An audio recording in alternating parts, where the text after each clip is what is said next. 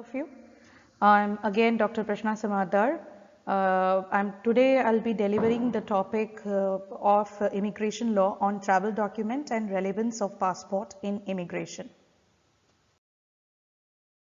So as per the prerequisites are concerned, they are the same as the first slide was, because all the major legislations and international instruments are same. So the basic instruments which are required to understand the concept of passport in Indian context are the Indian Constitution, certain articles of Indian Constitution, Passport Act 1920, Citizenship Act, Immigration Expulsion from Assam Act 1950, because it also deals with some of the special permissions while people are allowed to enter into India without having legal travel documents also. And then Immigration Carriers Liability Act 2000 and Passport Amendment Act 2015. So this particular slide deals with these major objectives, like to understand the basic concept of passport, to understand the relevance of having travel documents, because of course passport is something which every one of us know is one of the basic travel documents. When we need to travel from one country to another, we need to have certain travel documents which makes us a legal entrant in a particular country, or whenever we are crossing our border and going to some other foreign country, we need to have those documents so as to we can come back to our country safely. So we need to understand that why we need all of these travel documents, why without all of these documents we can't make a legalized movement from one place to another. Then to realize the contextuality of the legalized movement, because as I have said just in the previous objective, that there is something called legalized movement and there is something called unlegalized or illegalized movement rather. So when we are talking about a particular movement from one place to another place, basically from one country to another country, when we are crossing the borders, then we need to understand that the movement should be legalized, and movement can only be legalized when it is accompanied with legal travel documents. So that is needed to understand that what is the contextuality of legal movement and what can happen in case the movement is not legal in nature prima facie, or while entering into the domain or looking deep into a particular case study, what happens in case the travel is not properly legalized. Then the next objective is to understand the necessity of passport and visa, because from the days when we have gained our consciousness, we might be knowing that there is something called passport and visa. But very commonly people make a mistake. They don't understand what is the thin line difference between passport and visa, or for what purpose passports and visas are used, and or is there any difference at all which is existing between passport and visa. So that is also needed to understand that why passport is given and why visas are issued, and what are the basic objectives because of which these two instruments are issued.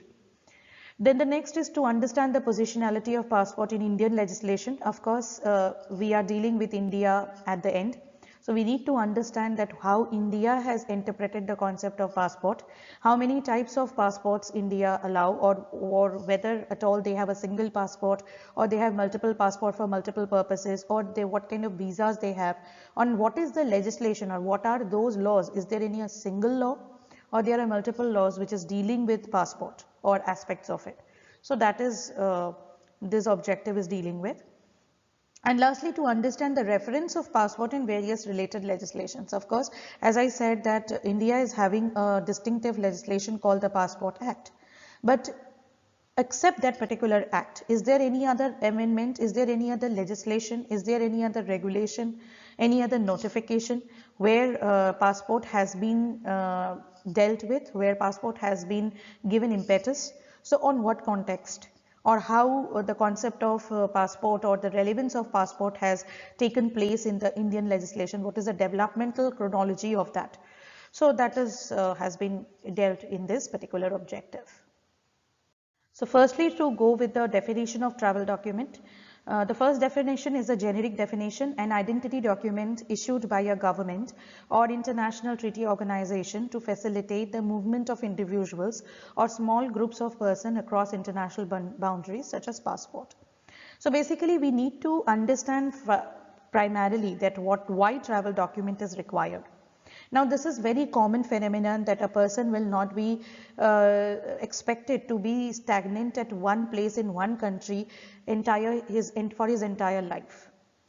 There can be opportunities, there can be situations, there can be emergencies, there can be incidences where a person is needed to cross the international border. Generally, the concept of travel document comes in place whenever we are crossing international border. If within the domestic border, if within a nation we are traveling, generally we don't take a note of passports and visas and all other related travel documents if any country specifically have all of that. Although internationally accepted travel documents are passport and visa basically, but if any particular country have any specific provision, they have the right to do so, because all states are sovereign. We know that states are independent to take certain action so as to protect their security, serenity and integrity and all of that. So basically, this is the requirement because a person has to move. You cannot restrict a person that you have taken birth in this place, so you have to be in for your entire life, you have to be in this place, you cannot move from your country to a different country. So that cannot happen. So basically, the government, each and every state government, state under international law means a particular nation. So each and every state government has to ensure that they are providing with certain travel documents to their citizens, to their individuals who are staying within their boundary, so that they can cross the boundaries whenever required and they can move to different country. So there are, of course, there are certain other compliances. There are various other documents which are needed to be attached. Not only passport is sufficient, but passport is, yes, of course, one of the you can say cornerstone travel document. Then we have a Serbian Passport Act which has tried to define what is a travel document. So a travel document is a public document for a citizen of any country for crossing the border, traveling and staying in a foreign country and for the return. So, of course, if a person is going from one country to another country, as we have dealt in our previous slide also, that for a purpose of immigration, there has to have a certain specific objective.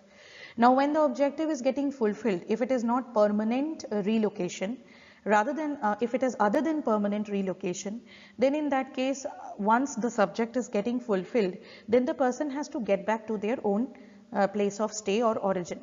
So obviously a person has to be so sure that once I'm crossing the border, I can very well come back to my nation safely. So for that reason also travel document is needed to be sound and legal.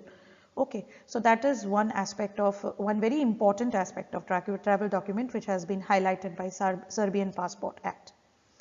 And our own Passport Act 1967, Indian Passport Act 1967 has also tried to define travel document by saying that it means a document issued or deemed to have been issued under any act.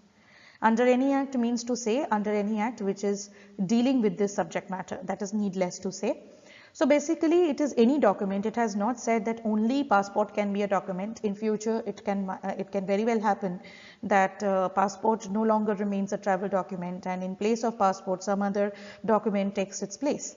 So it has not tried to circumscribe and compulsorily stuck to passport. It has said that any such document which has been issued to the individuals of that state under any act which is dealing with this subject matter may be considered as travel document if the document has been made only for the purpose of traveling transboundary.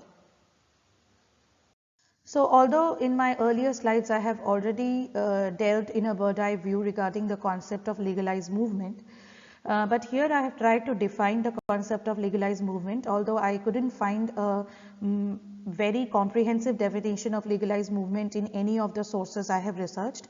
So whatever knowledge I have gathered in my past 7 years of teaching in international law and immigration law, I can come up with this a small definition of legalized movement.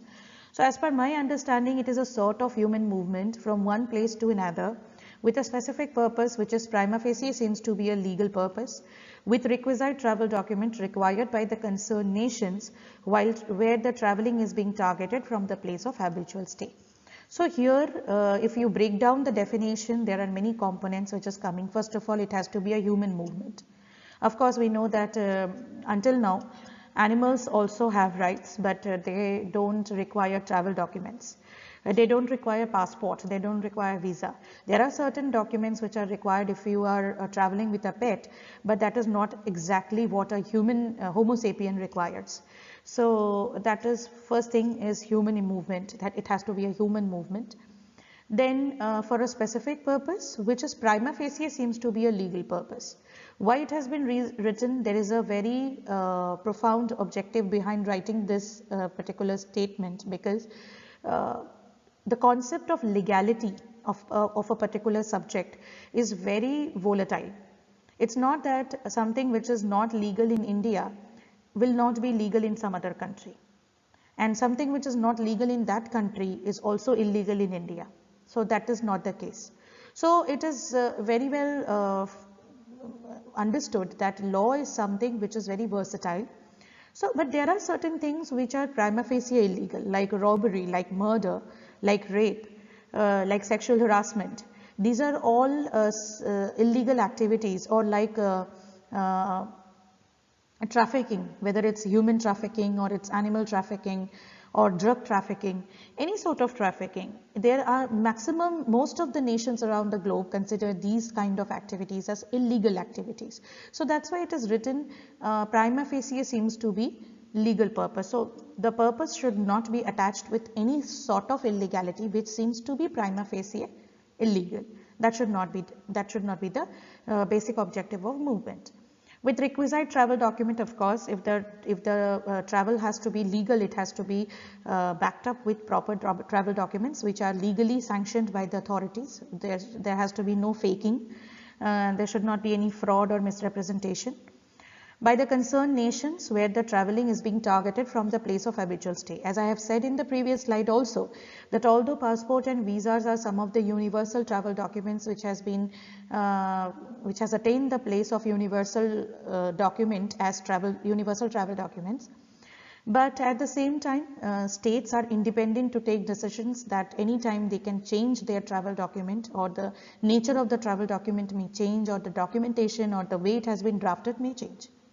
So basically, wherever we are traveling, we need to see what are the requirements of that country basically. What are the prerequisites of the travel documents that particular nation has, and of course what is my nation demanding from my side, because as I have said in the previous slide also, that after the objective for which I am traveling to a foreign country, I have to get back to my nation.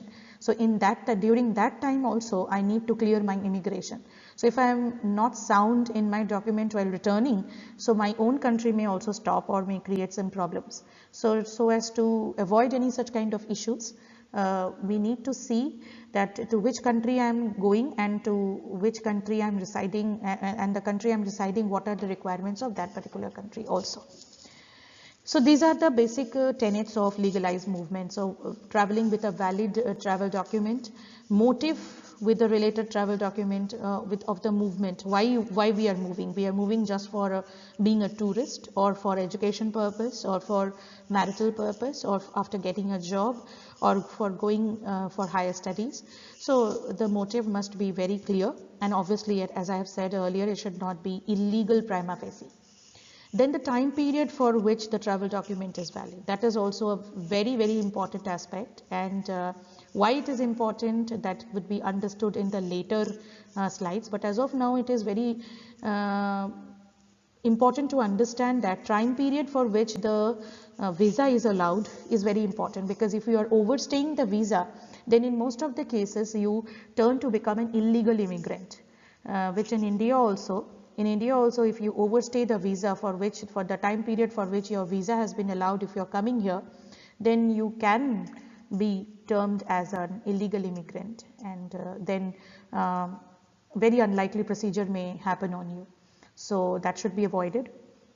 then moving from one place to another where both the places are recognized by international community. That means both the places must be considered as nations. It's not that we are traveling to an unmanned island where which is not recognized under international law as any international territory. So in that case the travel document would be very vague, or rather in most of the cases one may end up not getting issued any travel document. Particular slide, I have tried to strike out the differences between visa and passport, because I know that although these two terms are very common and very general, and people may laugh that why anybody would be explaining to us that what is the difference between visa and passport, but at the same time we need to understand that when we are studying immigration law, we need to basically be very clear that what is the objective of passport and what is the objective of visa, and what are the differences between these two instruments. Because many a times what happens is when the terms become too general, we sometimes tends to use these terms as interchangeably, and we start taking it in that way that both of them are doing the same, serving the same purpose, but that is not the case. So basically a visa is an official permission that a certain country needs to grant a passport holder of another country before their visit to the former country.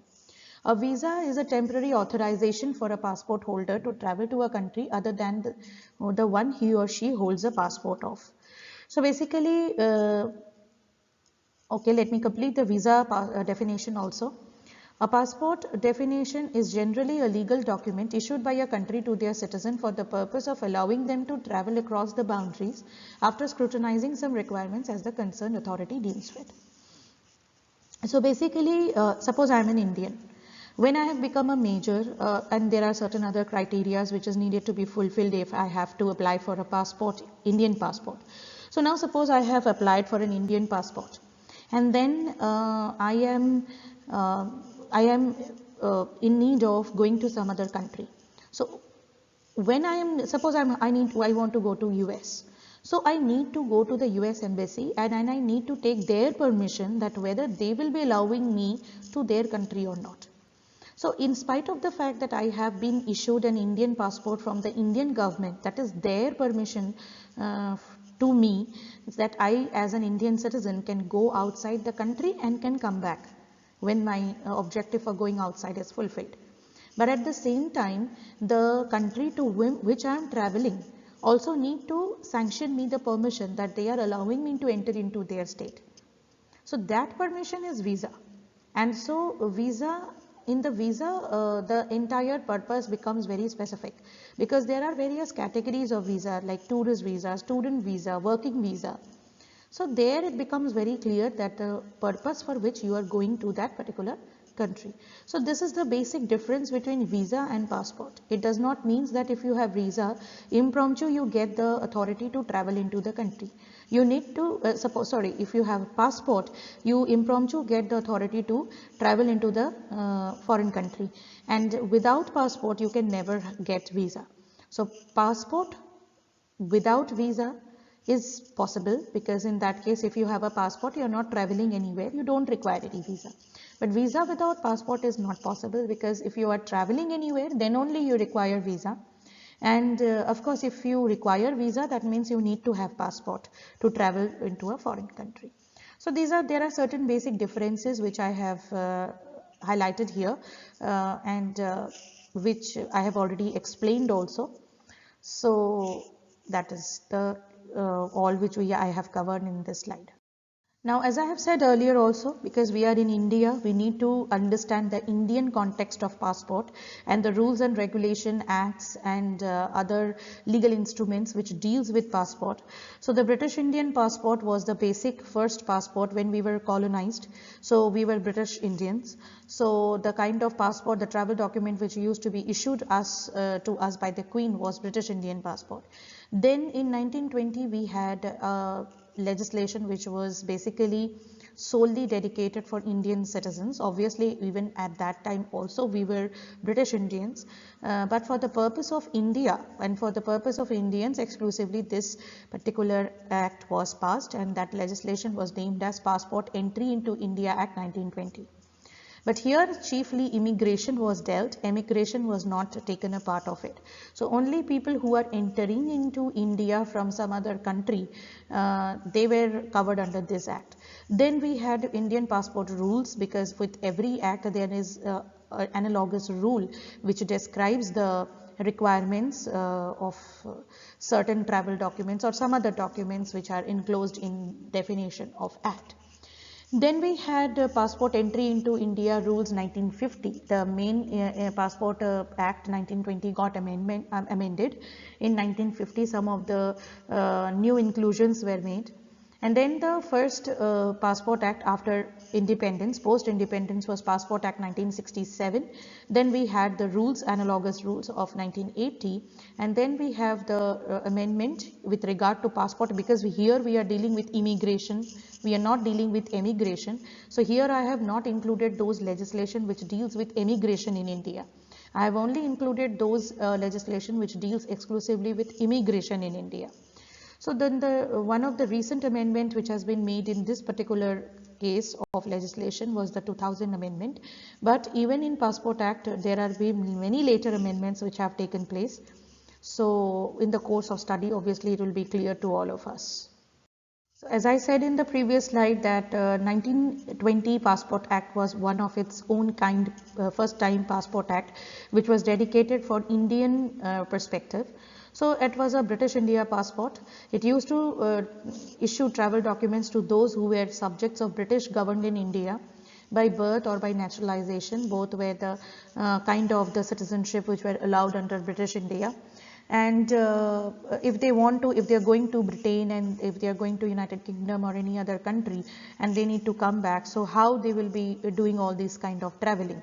So for that purpose this particular act was enunciated. Here I have given the detailed analysis of the two acts, 1920 Act and 1967 Act. What was exclusively defined in 1920 Act and has not been defined in 1967 Act, and vice versa. So here we can see that the definition of the entry was defined primarily in 1920 Act. So it means entry by water, land or air. Through any source you are entering into India, you have to enter with a proper travel document. Departure was not defined because emigration was not covered, as I said earlier. So definition of passport as per the 1920 Act was a passport for the time being in force, issued or renewed by the prescribed authority and satisfying the condition prescribed relating to the class of passport to which it belongs. And prescribed means prescribed by rules made under this Act, means 1920 Act.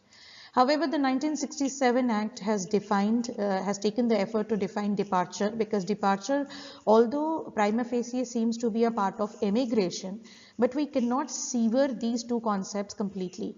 We cannot say that immigration is something else and immigration is something else. So they have to kept in two different distinct watertight chambers. That we can't say. They go hand in hand. They are intertwined human activities. So when we are defining entry, we should also define what is departure. So that effort has been taken in 1967 Act. And it has been defined under section 2A with its grammatical variation and cognate expression, means departure from India by water, land or air. Then definition of passport 2B, passport means a passport issued or deemed to have been issued under this Act. And 3A includes a passport which having been issued by or under the authority of the government of foreign country satisfied the conditions under Passport Entry into India Act 1920. Okay, so it has written that those passport, that the passport definition has been kept constant, and even 1967 Act did not took an effort to redefine passport. It has said that whatever has been recognized as a passport under 1920 Act in India would be kept the same. So it will not be changed. Now here we can see that in the 1920 Act there were certain big flaws, because altogether the legislation was very early legislation. Firstly, it was a colonial time legislation. Secondly, so basically the legislation was adopted so as to fulfill very specific constricted objective. So it has many gaps, like it couldn't define, or it has not defined what is meant by passport authority. Who will be that passport authority? Who will be issuing that? There was a complete darkness in the legislation. Legislation does not mention any of that. Then travel document. What is meant by travel document? Like passport they have defined, but whether passport is the only travel document, or there can be some other document, or there are chances that some other document may also be called as a travel document, that was not strictly defined in 1920 Act. Then 1967 Act, there are certain things which have been defined. Passport authority was defined, travel document was defined. Okay, so these were the flaws which were there in 1920 Act and which have been coped up by the 1967 Act. Now, I said in the earlier slide only that there were certain big flaws or shortcomings, we can say, which were present in 1920 Act and which have been made good in the 1967 Act. But at the same time, law is a dynamic subject, so it changes as and when the society demands any change from the legal side. So obviously, this slide deals with some of the major changes which were there being done in the chronology with time. So I would not take much time because it is clearly readable, and the different colors means different thing, like shall be punishable with imprisonment for a term which may be extended to 3 months, or with or without fine. So this was an inclusion which was made in by the 1967 Act, which was not there in the 1920 Act. Then the 2000 amendment also made it very clear that punishment should be increased. So the punishment was increased for a term of 3 months, which was a very minimum amount of imprisonment. It was made 5 years, and the fine was also enhanced. And these are some of the amendments which were very visible amendments or changes which has been made in the legislations. But nevertheless are the practice questions. Of course, for after every presentation there can be some practice questions. So there are very simple practice questions which I have kept. What is meant by travel document? What is meant by passport and visa? What are the differences? And how the passport is interpreted under Indian legislation. So these can be some plausible practice questions which may come up after a certain discussion. There can be certain other in detail questions which also may crop up, but I have not exemplified here because they can become very exhaustive and there is no boundary in asking the question. So as and when we will discuss with a certain specific topic, we may ask those questions. So hope you have understood the entire concept of passport and its nexus with the concept of immigration. Thank you so much. Hope to see you people in the next video again. Thank you.